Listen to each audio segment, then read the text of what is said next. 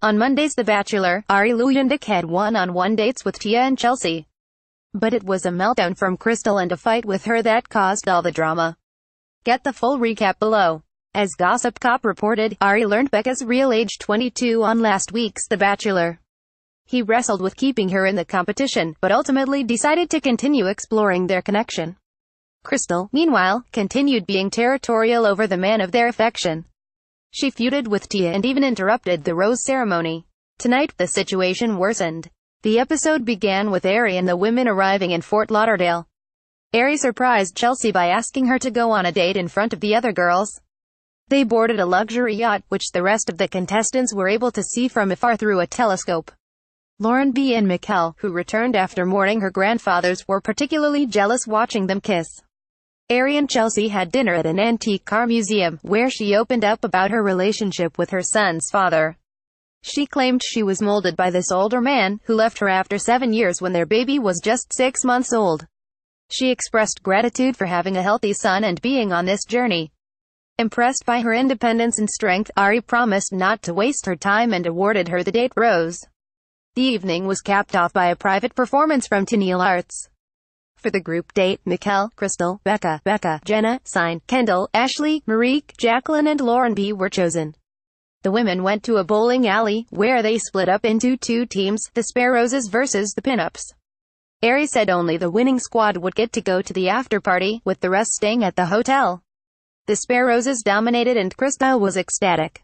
But Arie, feeling bad about the Pinups losing out on precious time with him, decided to invite them to the after-party after all. Krystal was angry, declaring in a confessional, "I'm done." Mikkel and others claimed she flipped out on the bus ride back and branded Arie a liar. She was caught on audio ranting in the hotel room and then decided to boycott the party, even saying they could tell him she found him disrespectful to the winning team. "All my stuff is packed and I'm not going on the date," she said, prompting Kendall to call out her lack of kindness. So the girls went without her and bonded over Krystal's temper tantrum. When Arie joined them, he noticed her absence, and they told him about her meanness and the liar comment. "Man, well that's awkward," he declared. But Arie said he wanted to check on her, which frustrated Mikkel even more. Krystal told Arie she felt disrespected because he said one thing and changed his mind. They went back and forth on who was in the wrong, as she told him, "I need more." He said she was making him pull back, and told her to stay behind. Arie returned to the waiting women and said they would have the night to ourselves.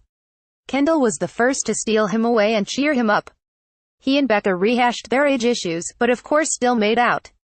And Arie brought Bekah to his room for a little something extra, which she appreciated.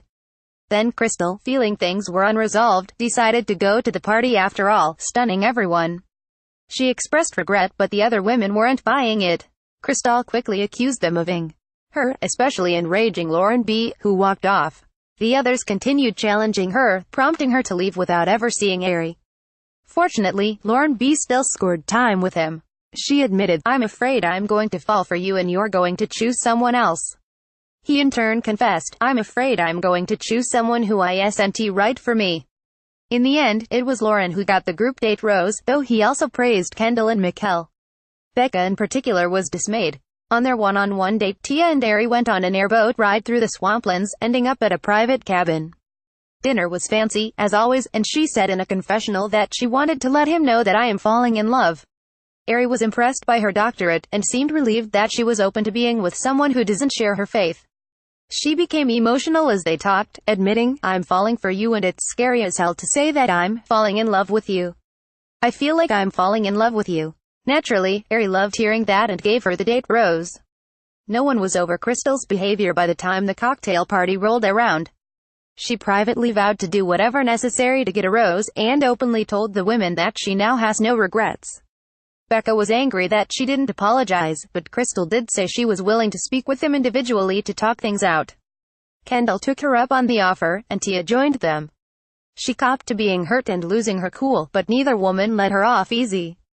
And when it was Bekah's turn, she flat out asked, "Why are you still here?" She blasted Krystal for focusing on herself and not taking responsibility for her actions, but ultimately stormed off, saying, "I can't do this anymore. I'm done." An angry Krystal said the same to the camera, but went into her private time with Arie confident that all would be okay.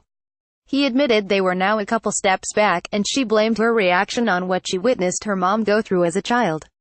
Arie said she still didn't give the correct response, and warned, "If you think this is hard, after this is twice as hard." She tried to make light of their first fight, but he pointedly said, "It could be our last fight." Going into the rose ceremony, Krystal hoped he'd show her compassion.